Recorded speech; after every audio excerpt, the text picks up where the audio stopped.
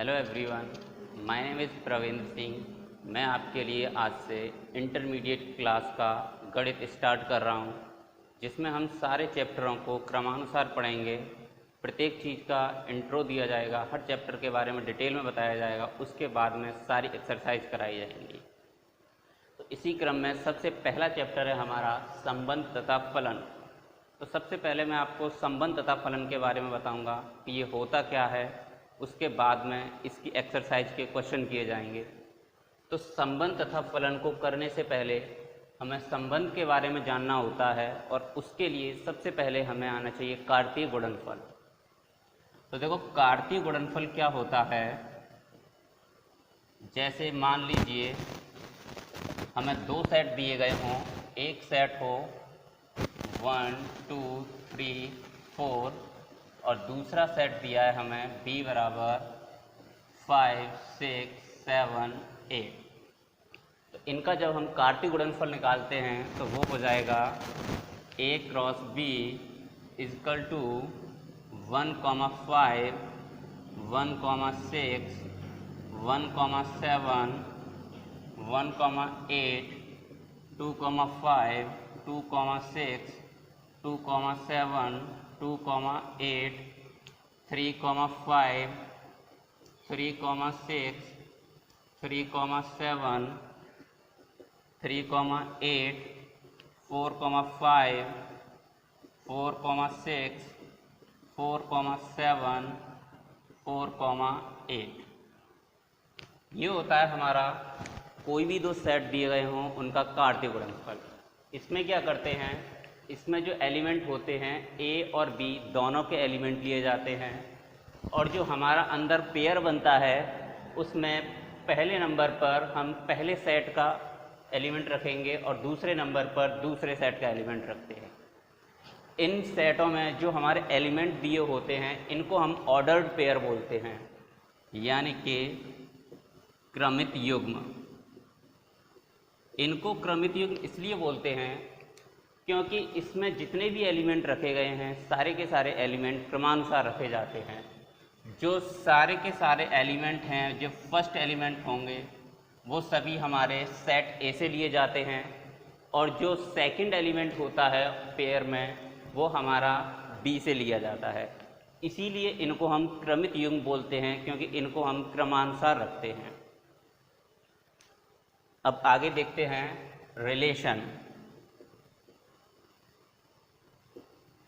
Relation from set A to B, यानी कि set ए से बी का संबंध। सेट ए से जो बी का संबंध होता है उसे हम ए आर बी भी लिख सकते हैं। इसका मतलब होता है कि ए का बी के साथ में रिलेशन। तो जो रिलेशन होता है वो क्या होता है कि जो हमारे कार्तीय गुणनफल के जो ऑर्डर्ड पेयर होते हैं उन्हीं में से कुछ एलिमेंट होते हैं और उनको एक विशेष क्वालिटी के साथ अलग रख लिया जाता है, उसी को हम रिलेशन कहते हैं। यानी जो रिलेशन होता है वो जो संबंध है वह कार्तीय गुणनफल के उनकी एक विशेष क्वालिटी के साथ जब हम उनको अलग करते हैं तो हमारा एक संबंध का निर्माण होता है। जो संबंध होता है वो हमारा इसमें किसी भी प्रकार का होता है। जैसे मैं लिखता हूं कि R equal to A, B, यानी कि इसमें A, B लिया गया है सच दैट A तथा B सम संख्या हैं। जहाँ जो A है वो एलिमेंट है कैपिटल A का, और जो B है वो एलिमेंट है कैपिटल B का। इसमें जो हमारे एलिमेंट आएंगे वो आएंगे R इक्वल टू 2, 6 2, 8 4, 6 और 4, 8।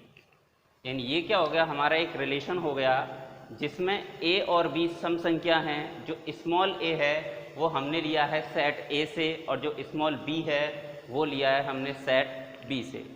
इसी प्रकार से हम एक और एग्जांपल से समझ सकते हैं कि आर इजकल टू हम ऐसे भी लिख सकते हैं ए कॉमा बी सच दैट ए तथा बी विषम संख्या है।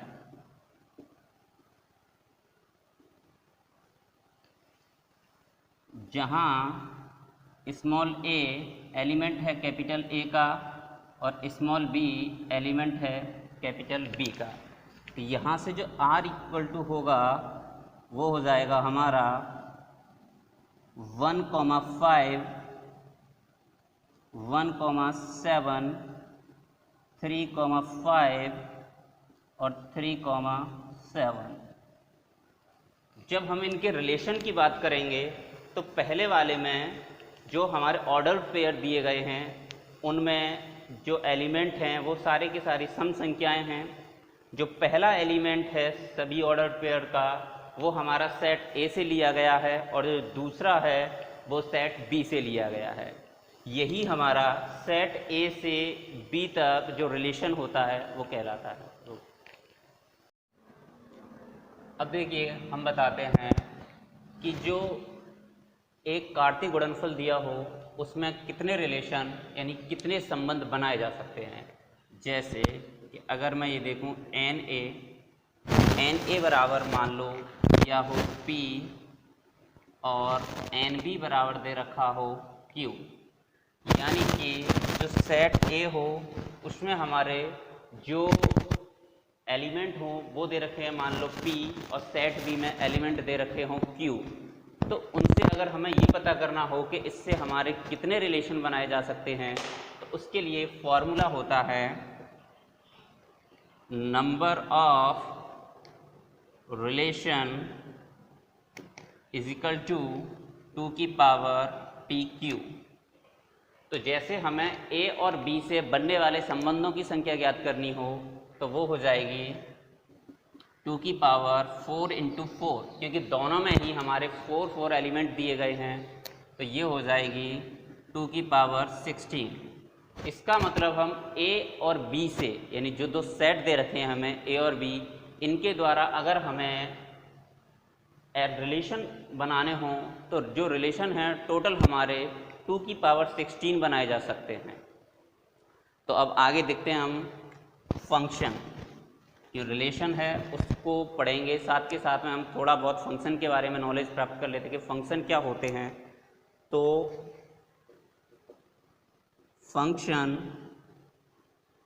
फ्रॉम A टू B, यानी इसे हम ऐसे भी लिख सकते हैं f such that A to B, यानी कि हमारा A से लेकर B तक जो फंक्शन क्या होता है, यानी कि जो फलन है वो हमें सेट A और सेट B में ज्ञात करना है।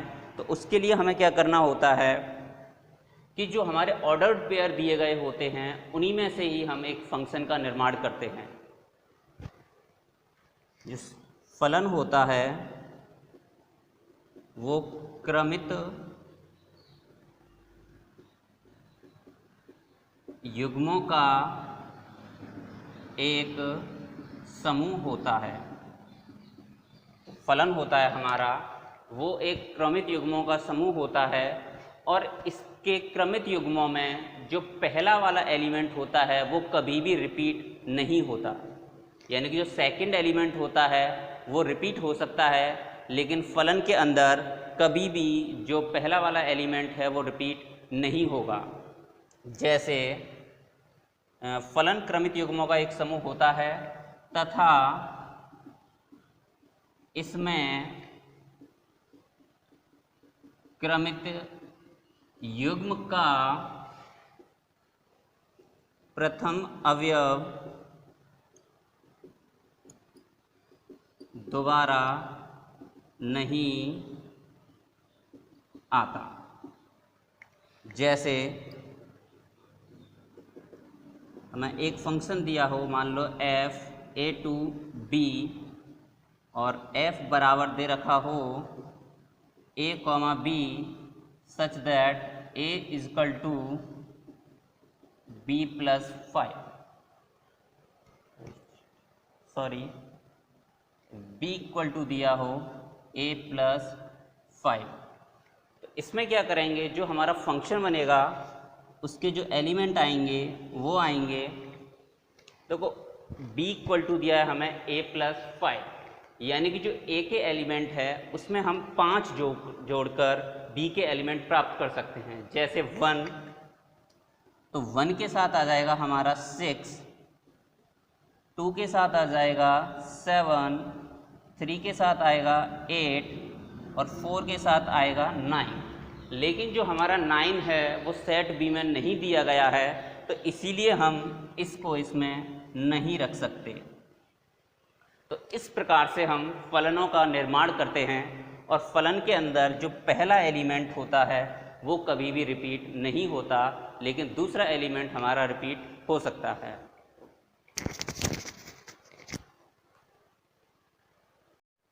अब देखिए आगे देखते हैं हम संबंधों के प्रकार। संबंधों के प्रकार यानी कि जो रिलेशन होते हैं हमारे वो कौन कौन से होते हैं। मान लीजिए हमें एक सेट दिया गया है a इक्वल टू 1 2 3 4। हमें क्या करना है, इस सेट में एक रिलेशन बनाना है। जैसे माना एक संबंध R समुच्चय A में A से दिया गया है, और इसे हम ऐसे भी लिख सकते हैं R subset A cross A, अथवा इसे हम AR A के रूप में भी लिख सकते हैं। सबसे पहले क्या करते हैं, हम A क्रॉस A लिखते हैं, तो ये हो जाएगा हमारा 1, 1, 1, 2, 1, 3, 1, 4, 2, 1, 2, 2, 2, 3, 2, 4, 3, 1, 3, 2, 3, 3, 3, 4, 4, 1, 4, 2, 4, 3, 4, 4। यानी जो रिलेशन है उसके लिए सबसे पहले क्या होता है कि हमें एक कार्टेशियन प्रोडक्ट चाहिए होता है, वो हमारा है A क्रॉस A। यानी कि हमने क्या किया, A से A में ही एक रिलेशन लिया है। तो इसमें हम संबंधों के प्रकार के बारे में बात करते हैं। सबसे पहला संबंध होता है हमारा रिक्त संबंध। सबसे पहला जो रिलेशन है वो है हमारा रिक्त संबंध। इसमें क्या होता है, जो रिलेशन होता है उसका कोई भी एलिमेंट हमें A क्रॉस A में दिखाई नहीं देगा। यानी कि जो भी हमारा कार्टेशियन प्रोडक्ट होगा उसमें हमें इस रिलेशन का कोई भी एलिमेंट दिखाई नहीं देता है, इसीलिए इसे हम रिक्त संबंध भी कहते हैं। जैसे मान लीजिए R इक्वल टू दिया हो A comma B such that A equal to B plus 5, जहाँ A एलिमेंट है A का और B एलिमेंट है A का।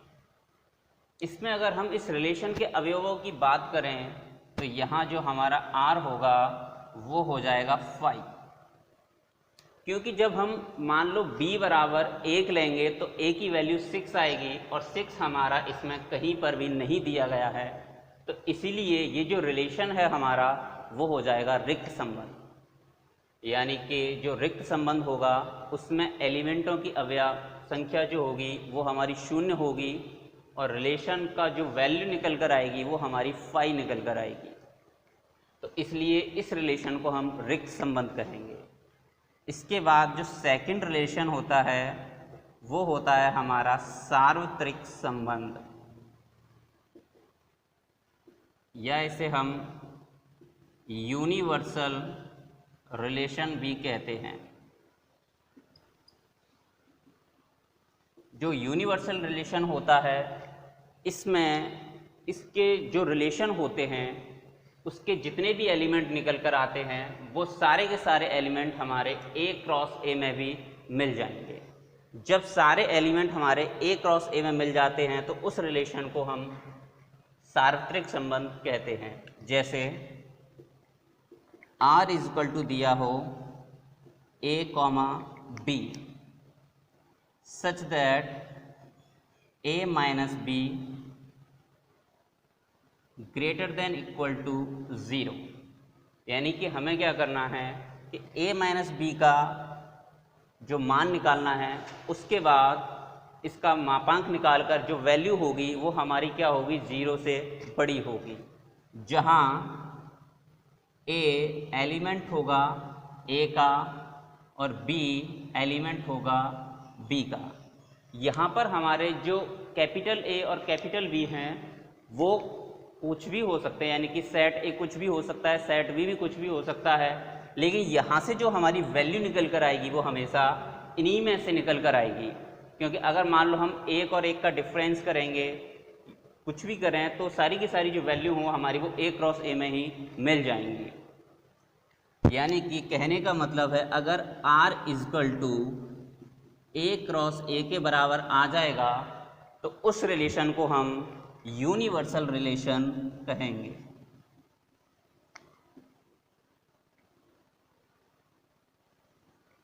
यानी कि उस रिलेशन को हम सार्वत्रिक संबंध कह सकते हैं। इसके बाद में एक तीसरा रिलेशन होता है, वो होता है हमारा आइडेंटिटी रिलेशन।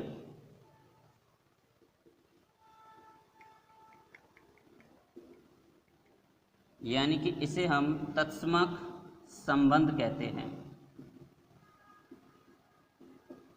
इस रिलेशन में क्या होता है, इस रिलेशन में जो हमारे एलिमेंट आएंगे वो इस प्रकार से आएंगे, जैसे R इजकल टू दिया हो A, A such that A element हो A का। यानी कि जो हमारे एलिमेंट होंगे इसमें वो कुछ सारे के सारे डबलेट होंगे, यानी कि सेम एक जैसे ही होंगे। R बराबर जैसे यहाँ से निकलेगा 1, 1, 2, 2, 3, 3, इस प्रकार के एलिमेंट इसमें आएंगे। यानी कि जिसमें डबलेट्स आएंगे वो सारे के सारे रिलेशन हमारे आइडेंटिटी रिलेशन कहलाएंगे। जो अगला रिलेशन है हमारा वो है हमारा स्वतुल्य संबंध, यानी कि रिफ्लेक्सिव रिलेशन।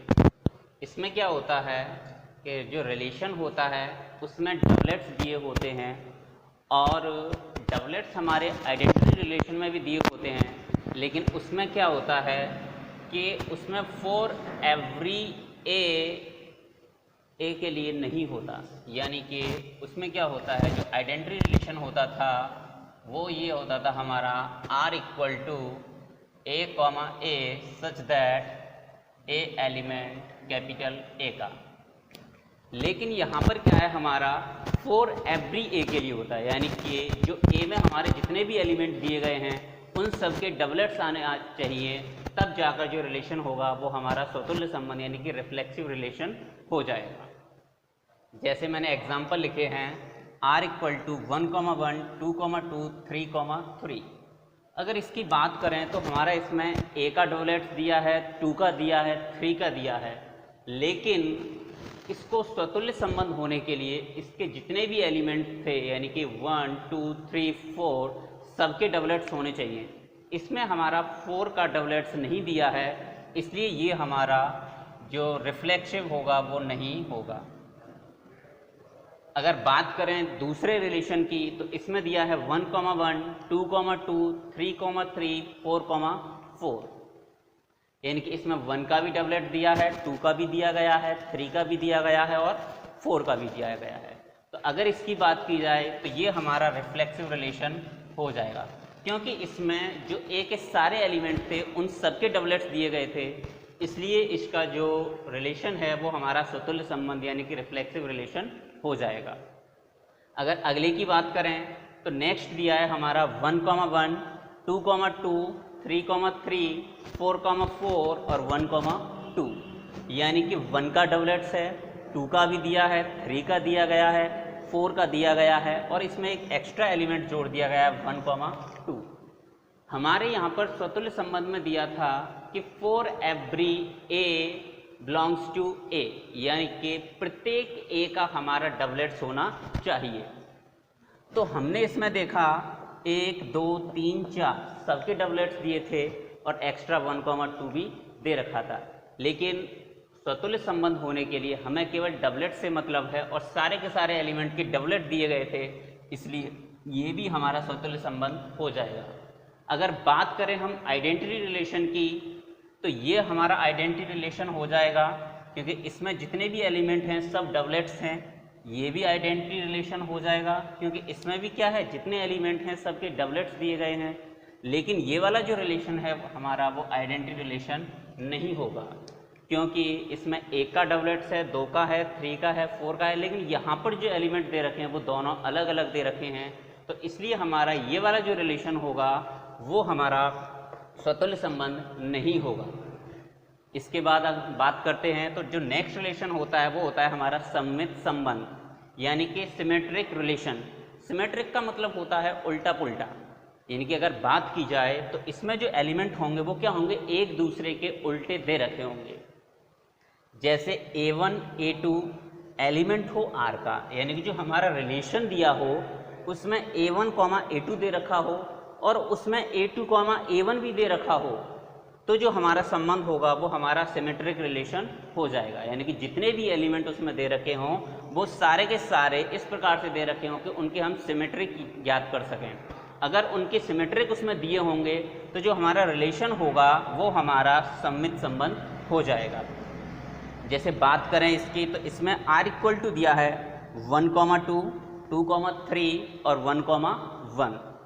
तो इसमें अगर हम देखेंगे तो 1, 2 और 2 का अगर उल्टा बात करें तो कितना होगा 2, 1, जो कि हमारा इसमें नहीं दिया है, तो इसलिए ये सिमेट्रिक रिलेशन नहीं होगा। अगले की बात करें तो नेक्स्ट है 1, 2। 1, 2 का उल्टा होगा 2, 1 जो हमें इसमें दिया है। 1, 1 इसका उल्टा 1, 1 होगा, वो दे रखा है। 2, 2 इसका उल्टा 2, 2 होता है। 3, 3 और इसका भी उल्टा क्या होता है 3, 3। तो इसका मतलब इसमें जितने भी एलिमेंट दे रखे थे उन सब के उल्टे, यानी कि उनके जो विपरीत एलिमेंट है वो इसमें हमें दे रखे थे, तो इसलिए ये वाला हमारा सममित संबंध हो जाएगा। नेक्स्ट की बात करें तो इसमें दिया है 1, 2। 1, 2 का उल्टा होता है 2, 1, तो वो इसमें दिया है 2, 3 इसका उल्टा होता है 3, 2, यानी कि जो हमें इस रिलेशन में नहीं दिया है, तो इसलिए ये हमारा सममित संबंध नहीं होगा। अगर नेक्स्ट की बात की जाए तो नेक्स्ट है हमारा 1, 1, 2, 2, 3, 3, 4, 4, 1, 2, 2, 1 और 2, 3। तो इसका जो उल्टा है वो इसमें दिया है 2, 2 खुद का उल्टा होता है 3, 3, 4, 4। ऐसे ही 1, 2 का उल्टा 2, 1 और 2, 3 का उल्टा होता है 3, 2, जो कि हमें इसमें नहीं दिया है, इसलिए ये हमारा सममित संबंध नहीं होगा। अगर नेक्स्ट रिलेशन की बात करें तो जो नेक्स्ट रिलेशन है वो दे रखा है हमारा 1, 1, 2, 2, 3, 3 और 4, 4। यहाँ 1, 1 का उल्टा 1, 1, 2, 2 का उल्टा 2, 2, 3, 3 का उल्टा 3, 3 और 4, 4 का उल्टा 4, 4। यानी कि जितने भी एलिमेंट दे रखे हैं सब क्या है, एक दूसरे के उल्टे हैं। अगर 1, 1 को अगर हम इनके स्थान पलटते हैं तब भी यही आएगा, 2, 2 का भी यही होगा, 3, 3 का भी, 4, 4 का भी। इसका मतलब ये जो रिलेशन है वो हमारा सममित संबंध हो जाएगा। अगर इन्हीं संबंधों में हम स्वतुल्य संबंध भी देखना चाहें तो वो भी चेक कर सकते हैं। देखो पहले के लिए 1, 2, 2, 3, 1, 1, तो केवल एक एलिमेंट का डबलेट दे रखा है। इसका मतलब ये स्वतुल्य संबंध की अगर हम बात करें तो पहला वाला स्वतुल्य संबंध नहीं होगा। अगर दूसरे में देखेंगे तो 1 का डबलेट है, 2 का है, 3 का है, लेकिन 4 का डबलेट्स नहीं दिया है, तो इसलिए ये वाला भी हमारा स्वतुल्य संबंध नहीं होगा। अगर थर्ड की बात करें तो इसमें हमारा 1 का डबलेट सेट, 2 का है, 3 का है, लेकिन 4 का नहीं दिया है। तो इसका मतलब ये वाला भी हमारा स्वतुल्य संबंध नहीं होगा। अगर नेक्स्ट की बात करें तो 1 का डबलेट्स है, 2 का है, 3 का है, 4 का भी है, इसका मतलब ये हमारा स्वतुल्य संबंध हो जाएगा। बाकी के जितने भी एलिमेंट हैं उनसे कोई फ़र्क नहीं पड़ता, बस जो ए में एलिमेंट दिए गए हों अगर उनके डबलेट्स दे रखे होंगे तो जो रिलेशन होगा वो हमारा स्वतुल्य संबंध हो जाएगा। नेक्स्ट की बात करें, 1 का डबलेट है, 2 का है, 3 का है, 4 का है, यानी कि यहाँ पर हमारा ये स्वतुल्य भी होगा और सममित भी हो जाएगा। अगर हम सममित संबंध के बारे में बात करें तो इसके लिए हम एक चीज़ और कह सकते हैं, जैसे कोई भी रिलेशन दिया हो, अगर उस रिलेशन का हम प्रतिलोम ज्ञात करें, अगर उस रिलेशन का प्रतिलोम स्वयं वही रिलेशन आ जाए तो ये समझ लो कि वो जो रिलेशन है हमारा सममित संबंध हो जाएगा। जैसे मैं बात करूं, मान लीजिए कि जैसे r इक्वल टू हमें दे रखा हो 1, 2, 2, 1, और इसके अगर हम इन्वर्स की बात करें तो इन्वर्स निकालते हैं तो क्या होता है, जितने भी एलिमेंट होते हैं उनके जो स्थान होते हैं वो आपस में एक्सचेंज हो जाते हैं। जैसे r का r इन्वर्स निकालेंगे तो ये होगा 2, 1 और इसका हो जाएगा 1, 2, यानी कि यहाँ पर अगर हम देखें तो r और r इन्वर्स दोनों की वैल्यू क्या है, एक जैसी है। इसका मतलब ये जो रिलेशन है हमारा वो हमारा सममित संबंध हो जाएगा। अगर इन्हीं चीज़ों को हम इसमें भी देखना चाहें तो यहाँ पर भी हम चेक कर सकते हैं। जैसे कि अगर मुझे ये वाला चेक करना होता 1, 2, इसका अगर इस वाले का अगर हम प्रतिलोम निकालें तो r इन्वर्स यहाँ से निकलता 2, 1, 1, 2, 1, 1, 2, 2, 3, 3। और अगर इसको और इसको दोनों को जब देखेंगे तो दोनों के जो मान हैं, यानी कि दोनों में जितने भी एलिमेंट हैं वो सारे के सारे एलिमेंट हमारे एक जैसे हैं। जैसे कि 2, 1, 2, 1, 1, 2, 1, 2, 1, 1, 1, 1, 2, 2, 2, 2, 3, 3, 3, यानी कि ये जो हमारे एलिमेंट हैं वो एक जैसे मिल रहे हैं। तो इसलिए ये वाला जो रिलेशन है हमारा वो कैसा रिलेशन हो गया था, सममित संबंध। जो हमारा नेक्स्ट रिलेशन है वो है संक्रमक संबंध, यानी कि ट्रांजिटिव रिलेशन। इसमें क्या होता है, जैसे कि रिलेशन में कोई एलिमेंट दिया हो a, b, अगर दूसरा एलिमेंट हमें b, c दे रखा हो, यानी कि इसका जो लास्ट एलिमेंट है वो दूसरे एलिमेंट के फर्स्ट एलिमेंट से मिल जाएगा, तो क्या होगा, हमारा a, c भी उस रिलेशन में मिल जाएगा। अगर a, c हमें उस रिलेशन में मिल गया तो जो रिलेशन है हमारा वो संक्रमक संबंध हो जाएगा। अगर a, c हमें उसमें नहीं मिला तो संक्रमक संबंध नहीं होगा। जैसे हमारा r इक्वल टू दिया है, यानी कि रिलेशन दे रखा है 1, 2, 2, 3, यानी कि इसमें ये वाला एलिमेंट मिल रहा है। तो अब हमें जो एलिमेंट चाहिए वो चाहिए हमारा 1, 3, जो कि हमारा इसमें नहीं दे रखा है, तो ये हमारा संक्रमक संबंध नहीं होगा। अगर इसकी बात करें तो इसमें दिया है 1, 2, 2, 1, यानी कि दोनों में इसका लास्ट एलिमेंट और इसका फर्स्ट एलिमेंट मिल रहा है, तो यहाँ बचा 1, 1 जो हमारा इसमें है। ऐसे ही हमारा 2, 2 और 2, 3, यानी कि ये मिल रहे हैं हमारे, तो एलिमेंट हमारा निकल कर आना चाहिए 2, 3, जो कि हमें इसमें कहीं पर भी दिखाई नहीं दे रहा, तो इसलिए ये हमारा ट्रांजिटिव रिलेशन नहीं होगा। अगर इसकी बात करें तो इसमें 1, 2, 2, 1, तो यहाँ से निकलता है हमारा 1, 1, जो कि हमें इसमें दे रखा है। तो ये हमारा इसी प्रकार से 2, 3, 2, 2, अगर देखो इसको और इसको देखें तो इसका लास्ट एलिमेंट और इसका फर्स्ट एलिमेंट मिल जाएगा। यहाँ से हमें 2, 3 भी मिल रहा है, तो इसका मतलब ये जो रिलेशन है हमारा वो ट्रांजिटिव रिलेशन यानी कि संक्रमक संबंध हो जाएगा। अगर नेक्स्ट की बात करें तो नेक्स्ट है 1, 1, 2, 2, 3, 3, 4, 4, 1, 2 तो और 2, 1, यहाँ से देखें तो ये दोनों एक जैसे हैं, तो 1, 1 निकल कर आता है जो कि हमें इसमें मिल जाएगा। ऐसे ही यहाँ पर दिया है हमारा 2, 3, अगर यहाँ से देखें तो इसका लास्ट और इसका फर्स्ट दोनों एक जैसे मिल रहे हैं, तो यहाँ से 2 और 3 निकल कर आएगा, यानी कि एलिमेंट हमारा बनना चाहिए 2, 3 जो कि यहाँ पर है, तो इसलिए ये हमारा ट्रांजिटिव रिलेशन हो जाएगा। अगर नेक्स्ट की बात करें तो r इक्वल टू 1, 1, 2, 2, 3, 3, 4, 4, 1, 2। तो इसमें अगर देखें तो हमारा 1, 2 है और इससे आगे हमें कोई भी ऐसा एलिमेंट मिल जाए जैसे जिसमें लास्ट में 2 है उसमें फर्स्ट में 2 हो, तो जैसे यहाँ तो इसमें फर्स्ट एलिमेंट 2 है और इसका लास्ट एलिमेंट 2 है। यहाँ से अगर देखेंगे तो हमारा एलिमेंट निकल कर आना चाहिए 1, 2 जो कि हमें इसमें मिल रहा है। इसका मतलब ये भी क्या होगा, हमारा ट्रांजिटिव रिलेशन हो जाएगा। अगर इसकी बात करें तो इसमें 1, 1, 2, 2, 3, 3, 4, 4, 1, 2, 2, 1, यहाँ हमारे ये दोनों एक जैसे हैं तो 1, 1 मिल जाएगा। यहाँ 2, 3 है, 3, 2 है, तो ये दोनों एक जैसे हैं तो यहाँ से 2, 2 निकल कर आएगा, वो हमें यहाँ पर मिल जाएगा। इसका मतलब ये रिलेशन भी हमारा ट्रांजिटिव रिलेशन हो जाएगा। ट्रांजिटिव रिलेशन में एक चीज़ और होती है, जैसे कि मान लो अगर किसी रिलेशन में हमें ये दिया हो r इक्वल टू 1, 3, 1, 2 और 3, 4, इसमें अगर हम देखें तो हमें a, भी मिला लेकिन हमारे पास b, c नहीं है। अगर हमें a, b मिलता है और ये कोई अलग एलिमेंट है जैसे c, d, अगर हमें a, b मिलने पर b, c नहीं मिलता, पूरे रिलेशन में अगर कहीं पर b, c नहीं होगा, तो इसका मतलब ये होगा कि ये जो हमारा रिलेशन है वो ट्रांजिटिव रिलेशन हो जाएगा। क्योंकि जब हमें b, c नहीं मिल रहा है तो हम a, c तो ज्ञात कर ही नहीं सकते हैं, तो इसलिए इस रिलेशन को हम ट्रांजिटिव रिलेशन कह सकते हैं।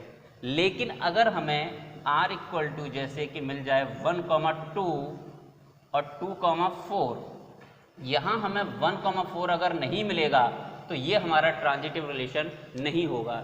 यानी कि ट्रांजिटिव रिलेशन होने के लिए क्या होना चाहिए कि हमें a, b मिलना चाहिए और b, c मिलना चाहिए। अगर a, b और b, c मिलते हैं तो हमारा a, c जरूर आना चाहिए।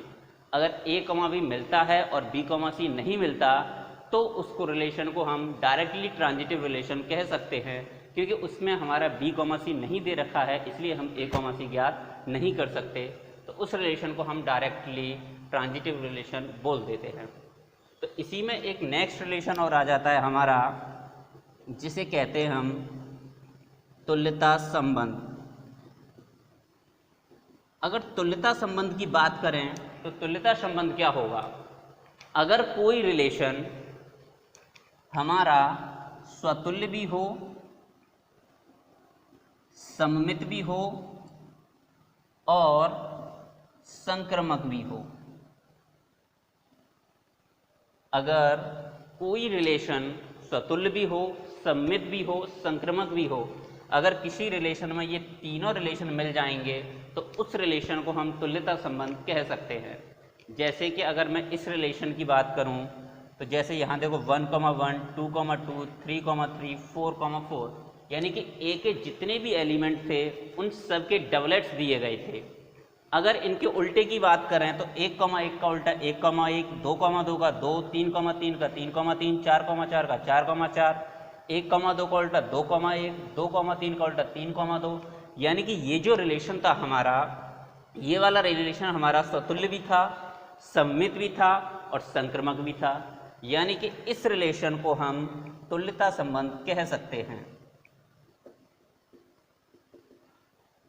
यानी कि जिस रिलेशन में स्वतुल्य, सममित, संक्रमक तीनों रिलेशन मिल जाएंगे तो उस संबंध को हम तुल्यता संबंध कहते हैं। देखिए आगे इसका एक टॉपिक और है हमारा तुल्यता वर्ग। तो तुल्यता वर्ग में क्या होता है कि जो सेट दिया होता है उसको हम दो भागों में डिवाइड करते हैं, और वो दोनों भाग इस प्रकार से होते हैं कि उनके जो एलिमेंट होते हैं एक दूसरे से बिल्कुल अलग होते हैं। तो इसे समझने से पहले मैं एक एग्जांपल देता हूँ जिसके थ्रू आपको और जल्दी समझ में आ जाएगा। जैसे मान लीजिए पूर्णांकों का एक समुच्चय दिया गया है z और उसमें एक रिलेशन दिया है r, और r बराबर दे रखा है a, b such that a - b विभाजित है 2 से। यानी जो a माइनस बी की वैल्यू है वो हमारी क्या है, 2 से डिविजिबल है, यानी कि 2 से उसमें क्या है हमारा भाग जा सकता है।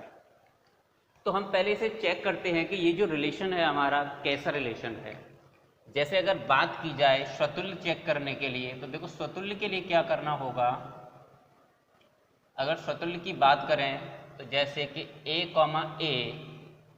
अगर एलिमेंट हो r का, यानी कि a, अगर एलिमेंट हो r का, तो इसका मतलब होगा हमारा a माइनस a, और जो कितना आ जाएगा 0, और जो 0 है उसमें हम किसी भी संख्या से भाग दे सकते हैं, यानी कि 0 में 2 का भाग चला जाएगा, यानी कि 0 होगी वो 2 से विभाजित हो जाएगी। इसका मतलब ये जो रिलेशन है हमारा वो स्वतुल्य हो जाएगा। अगर बात करें हम सममित के लिए, तो जैसे मैं लेता हूँ a, b, मान लो एलिमेंट है r का, इसका मतलब a माइनस बी, और a माइनस बी बराबर मान लो क्या है 2r, यानी कि इसकी जो वैल्यू है वो क्या है 2 से डिविजिबल है। अगर बात करें हम b, a की, तो अगर b, a की बात करें तो b, a अगर हमारा इस रिलेशन का एक एलिमेंट होगा, तो इसका मतलब ये हो जाएगा b माइनस a, और इसकी जो वैल्यू निकल कर आएगी वो आएगी माइनस के 2r, जो कि क्या होगी हमारे 2 से डिविजिबल हो जाएगी। इसका मतलब ये जो रिलेशन है हमारा वो सममित भी हो जाएगा। अब बात करें संक्रमक के लिए, तो जैसे कि a, b मान लो एलिमेंट हो r का, इसका मतलब a माइनस बी बराबर हो जाएगा जैसे 2r, यानी कि ये क्या है 2 से डिविजिबल है।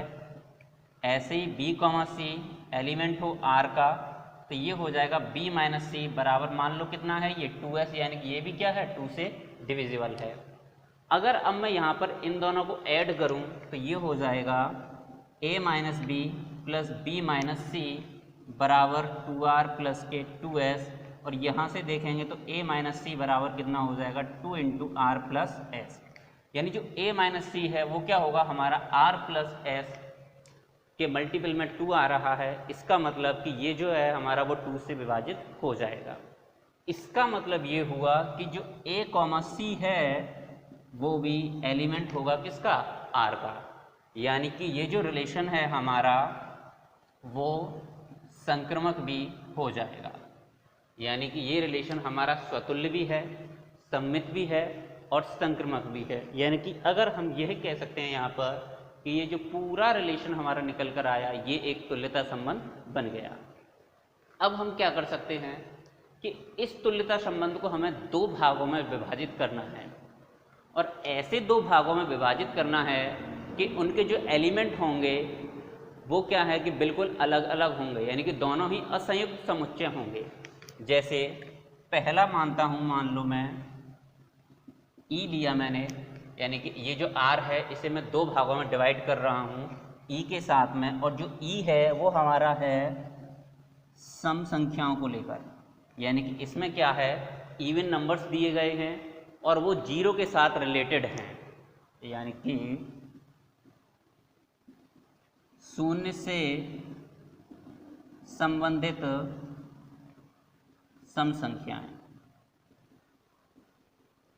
इसके अगर एलिमेंट्स की बात करें तो इसमें आएगा 0, प्लस माइनस 2,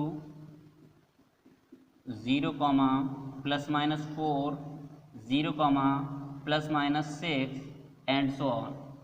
यानी कि इसमें क्या होंगे सारे के सारे इवन इंटीजर्स आ जाएंगे, यानी कि सभी सम संख्याएं आ जाएंगी, चाहे वो प्लस की हो या माइनस की। और इनके अगर हम डिफरेंस की बात करें तो जो डिफरेंस होगा वो हमारा 2 से डिविजिबल हो जाएगा। ऐसे ही मान लो मैंने एक और लिया, 1 से संबंधित विषम संख्याएं,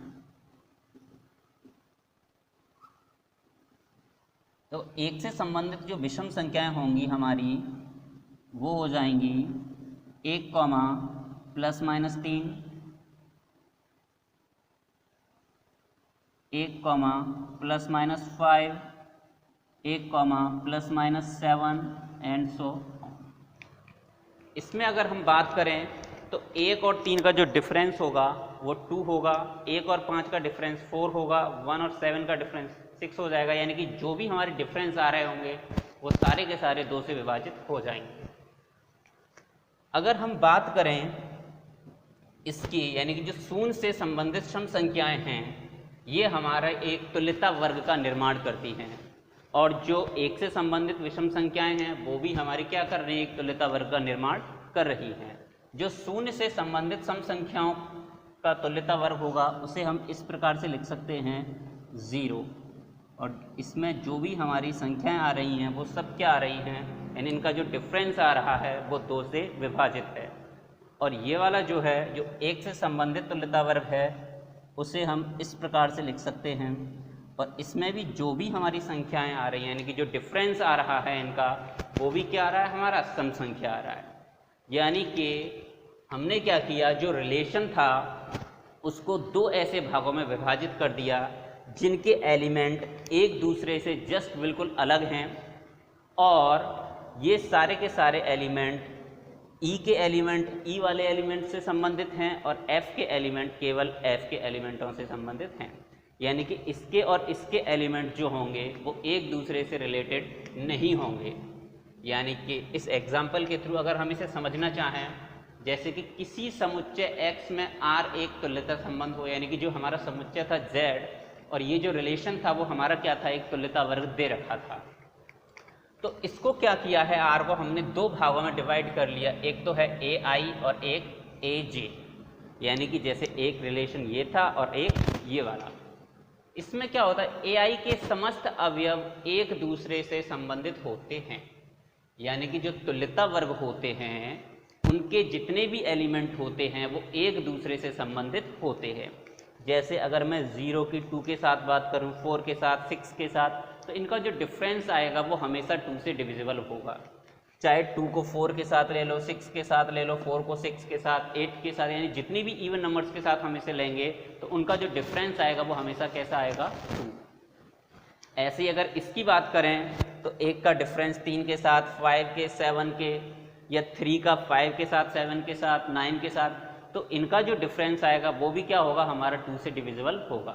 यानी कि AI हो या AJ हो, उनके जो एलिमेंट होते हैं वो एक दूसरे से संबंधित होते हैं, यानी कि उनका जो रिलेशन होता है, जो रिलेशन हमारा दिया गया होता है वही निकल कर आता है। सेकंड पॉइंट की बात करें तो सेकंड पॉइंट में AI का कोई भी अवयव AJ के किसी भी अवयव से संबंधित नहीं होता। यानी कि ये दोनों जो हमारे असंयुक्त समुच्चय हैं उनके एलिमेंट एक दूसरे से रिलेटेड नहीं होंगे। यानी कि अगर हम सम संख्या और विषम संख्याओं की बात करें तो उनका जो डिफरेंस आएगा वो कभी भी हमारा 2 से विभाजित नहीं होगा।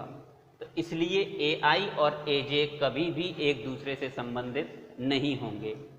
अगर बात करें हम AI और AJ के यूनियन की, यानी अगर हम AI और AJ का यूनियन निकालेंगे तो हमारा क्या होगा, जो भी हमारा समुच्चय दे रखा था उसका मान निकल कर आ जाएगा। जैसे कि इसमें हम सम संख्या और विषम संख्याओं का यूनियन निकालें तो हमारे सारे के सारे पूर्णांक आ जाएंगे। और अगर AI और AJ का हम इंटरसेक्शन निकालें तो वो 5 आएगा, क्योंकि सम संख्या और विषम संख्याओं में कोई भी संख्या कॉमन नहीं होती है, इसीलिए इसका जो मान होता है वो हमेशा कैसा आता है, 5। और एक चीज़ और, जो I होता है वो इक्वल नहीं होता है J के, यानी कि कभी भी कोई भी सम संख्या विषम संख्या के बराबर नहीं होती है। तो इस प्रकार से हमने जो तुल्यता संबंध था उसको तुल्यता वर्ग के रूप में समझा दिया, यानी कि तुल्यता संबंध को हम किस प्रकार से तुल्यता वर्ग के रूप में विभाजित कर सकते हैं।